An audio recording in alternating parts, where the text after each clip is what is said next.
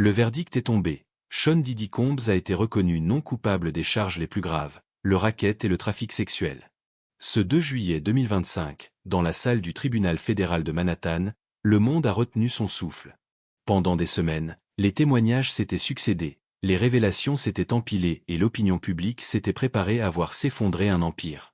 À la place, ce fut une claque silencieuse. Le chef d'accusation le plus redouté, celui inscrit dans le RICO Act, réservé aux grandes organisations criminelles, a été balayé. Le cœur du dossier, lui, s'est effondré. À la place, le jury a retenu 2 infractions de second plan, des délits liés au transport de personnes à des fins de prostitution. Des faits punissables, certes, mais sans commune mesure avec la prison à vie que Diddy risquait s'il avait été reconnu coupable sous le RICO. Pour ces charges secondaires, il encourt désormais un maximum de 10 ans par infraction. Mais dans les faits, avec ses ressources financières et son influence, peu de voix croient vraiment à une peine de prison ferme. Dans la salle d'audience, la stupeur s'est vite muée en colère. Les visages des plaignantes restaient impassibles. Dans la salle annexe, où étaient réunis journalistes proches et observateurs, les murmures ont laissé place à un silence pesant. Pas un applaudissement, pas une émotion visible, juste la sensation que quelque chose d'essentiel venait d'échapper au système judiciaire. Et pour cause, ce verdict soulève des questions plus lourdes qu'il n'y paraît. Il ne s'agit pas simplement d'un homme reconnu coupable partiellement, il s'agit de comprendre comment, malgré la gravité des accusations, malgré la quantité de témoignages, malgré l'onde de choc médiatique, un tel dossier s'est dégonflé jusqu'à l'abandon du chef le plus important. Dès les premières audiences, certains observateurs l'avaient pressenti. Le dossier du gouvernement était fragile. L'accusation n'a reposé que sur 2 prodicates actes, ces actes sous-jacents, obligatoires pour enclencher une procédure RICO. 2. Le strict minimum. C'est légal, mais c'est risqué. Aucun élément financier solide. Aucun réseau criminel cartographié. Pas de lien tangible entre les événements évoqués et une entreprise structurée. Uniquement des récits isolés, des émotions fortes. Oui, mais juridiquement, trop peu. Pire encore, aucun co-conspirateur n'a été formellement identifié. Aucun associé, aucun membre supposé d'une structure. Comme si, dans un crime de type mafieux, un homme seul suffisait à porter toute l'architecture. Et ce n'est pas tout. Les accusations n'ont mentionné aucun complice, aucun administrateur, aucune célébrité, aucun témoin influent. Les noms connus, souvent cités dans les rumeurs, ont été soigneusement évités. Tout cela donnait l'impression étrange d'un procès vidé de ses artères, comme amputé volontairement de ce qui aurait pu le rendre plus solide. Cette stratégie soulève une interrogation. Pourquoi construire un dossier aussi fragile pour un procès de cette envergure? Pourquoi ne pas avoir convoqué d'autres témoins, ni fait témoigner des figures du milieu, ni utiliser les enregistrements que l'on sait existaient? Pourquoi avoir limité les poursuites à leurs plus petites expressions, alors que l'affaire semblait révéler bien plus qu'un simple abus de pouvoir? Tout au long du procès, une question revenait comme un écho dans la salle et sur les réseaux. Où étaient les preuves? Où étaient les images, les documents, les éléments matériels censés étayer des accusations aussi graves? Pas de vidéo, alors qu'on sait que plusieurs résidences et hôtels fréquentés par Diddy étaient équipés de caméras. Pas d'enregistrement audio, malgré les confidences passées de certains proches. Pas de messages, pas d'email, pas de transfert bancaire suspect, rien ou si peu. Certes, 2 femmes ont témoigné avec courage, 2 anciennes compagnes, 2 histoires très différentes, mais 2 voix qui, seules, ont porté l'essentiel du dossier. La première, rencontrée alors qu'elle n'était encore qu'une adolescente, a raconté une emprise progressive des violences répétées, un isolement psychologique extrême. Elle a décrit un climat de terreur intime, un quotidien de domination. Sa parole, même douloureuse, semblait structurée, cohérente, empreinte de retenue. La seconde, elle, a divisé, ancienne partenaire aussi, mais restée proche de Diddy bien après les faits qu'elle dénonce. Elle aurait continué à bénéficier de son soutien financier, serait même retournée vers lui à plusieurs reprises. Une ambivalence qui a troublé l'opinion. Certains y ont vu un signe d'incohérence, d'autres, au contraire, la preuve d'une emprise encore active, de ces liens toxiques qui dépassent la logique. Mais au final, c'est cette dualité même qui a brouillé le message. Plutôt que de révéler un système structuré, l'affaire a été réduite à un duel de récits personnels. L'accusation n'a pas su relier ses témoignages à une mécanique plus vaste, ni démontrer un schéma répétitif d'abus orchestrés par un réseau.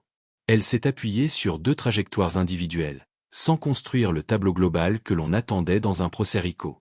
Résultat, des histoires puissantes, mais traitées comme des cas isolés.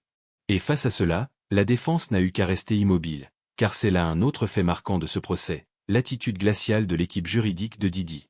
Pas un seul témoin appelé, pas de contre-enquête, pas de stratégie démonstrative, juste des requêtes procédurales, des rappels techniques, des contestations ponctuelles sur la recevabilité des éléments. Leur force, faire sentir au jury que le gouvernement n'avait rien entre les mains, qu'il ne servait à rien de contre-attaquer, puisque l'attaque s'effondrait d'elle-même. Cette passivité assumée avait valeur de démonstration, non pas un triomphe moral, mais une victoire tactique. La défense a simplement mis en lumière, sans hausser le ton, l'extrême fragilité du dossier, pas besoin de convaincre. Il suffisait de laisser l'autre camp se vider de sa substance jusqu'au verdict inévitable, et pendant ce temps, d'autres noms, d'autres faits, d'autres angles d'enquête sont restés soigneusement à l'écart. Comme s'il existait en coulisses, un cadre invisible délimitant strictement ce que le procès avait le droit d'exposer, des limites posées dès le départ, des silences qui, à force d'être répétés, finissent par faire plus de bruit que les paroles. Certains observateurs n'y voient pas simplement un échec judiciaire, mais une mise en scène maîtrisée. Un procès dont les contours auraient été dessinés à l'avance pour canaliser l'attention du public tout en évitant l'explosion. Une opération de contrôle où l'on autorise quelques révélations, mais jamais les plus compromettantes. Des noms ont circulé, mais toujours en dehors des murs du tribunal. Celui d'une femme notamment, figure discrète de l'entourage de Didi, présente depuis des années à ses côtés. Elle aurait géré ses déplacements, ses affaires, et selon plusieurs sources, elle aurait joué un rôle central dans l'organisation de ses soirées privées. Pourtant, elle n'a jamais été citée à la barre. Pas une seule question, pas une mention. Son absence, comme celle d'autres personnalités bien connues du milieu, en dit long sur les limites tacites imposées à cette procédure. Pourquoi ces angles morts? Pourquoi tant de précautions? Pourquoi ce refus d'ouvrir certaines portes? Peut-être parce que derrière l'affaire Didi se cache autre chose. Un tissu de relations, d'influence, de silence, échangé contre la stabilité. Plusieurs commentateurs ont évoqué, sans pouvoir le prouver, l'existence de vidéos compromettantes, des scènes captées dans des résidences privées, des archives sensibles utilisées comme armes de chantage. Si ces éléments existent vraiment, leur pouvoir dépasse de loin le simple cadre de ce procès. À ce stade, difficile de ne pas penser à d'autres affaires. Celle de Jeffrey Epstein, par exemple, même dynamique. Des accusations graves, des noms qui circulent, des liens avec les puissants. Mais un procès qui ne va jamais au bout. Une justice prudente, des dossiers classés, des témoins oubliés, des connexions tues, un schéma bien rodé, où l'on sacrifie quelques figures visibles pour éviter que l'ensemble ne s'écroule. Car le procès de Didi ne peut pas être analysé uniquement à travers sa propre logique. Il s'inscrit dans une série plus large, un enchaînement de cas où les célébrités les plus influentes semblent protégées par un système trop frileux pour s'y attaquer frontalement. La justice recule, les preuves disparaissent et le monde continue de tourner. Le spectacle est sauf, les puissants restent debout. Pendant ce temps, les victimes, elles, disparaissent. Leurs récits se perdent dans le tumulte médiatique. Leur douleur devient un simple fait divers, remplacé aussitôt par la prochaine polémique. Elles sont les grandes absentes du verdict. Elles ont porté l'affaire, mais ce n'est pas pour elles que la justice a parlé. Le verdict final a laissé un goût amer. Officiellement, la justice a suivi son cours. Officiellement, un jury indépendant a statué. Mais pour beaucoup, ce n'est pas une conclusion, c'est un abandon. Derrière cette décision, c'est tout un système qui confirme une fois encore son incapacité ou son absence de volonté à tenir tête à ceux qui ont de l'argent, de l'influence et des connexions bien placées. Didi ne sera pas condamné pour les accusations les plus graves. Il échappe à la prison à vie. Il échappe à la stigmatisation d'un verdict RICO. Et même s'il reste formellement coupable de 2 délits, liés à la prostitution, personne ne croit vraiment qu'il purgera une peine significative.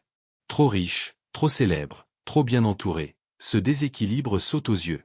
Un citoyen lambda accusé des mêmes faits aurait probablement été incarcéré dès les premières plaintes. Il aurait attendu son procès depuis une cellule, sans conférence de presse, sans armée d'avocats de renom, sans influence médiatique pour façonner l'opinion. Mais là, la machine judiciaire, habituellement implacable avec les plus vulnérables, s'est soudain montrée hésitante, timide, presque complaisante. Il ne s'agit donc plus seulement d'un homme jugé. Il s'agit d'un système à 2 vitesses, dans lequel la célébrité agit comme un rempart, un système où l'image publique vaut parfois plus que les faits, où le pouvoir protège mieux que la vérité. Et ce constat, bien plus qu'un scandale judiciaire, est un signal d'alarme pour la société tout entière. Car ce procès n'est pas un simple épisode isolé. Il met en lumière un phénomène bien plus large, la façon dont la société continue de protéger ceux qui brillent, même lorsque leurs ombres sont épaisses. On pardonne, on excuse, on oublie, à condition qu'ils soient riches, beaux, influents. Pendant ce temps, d'autres, brisés par des accusations parfois bien moindres, voient leur vie détruite sans la moindre chance de reconstruction.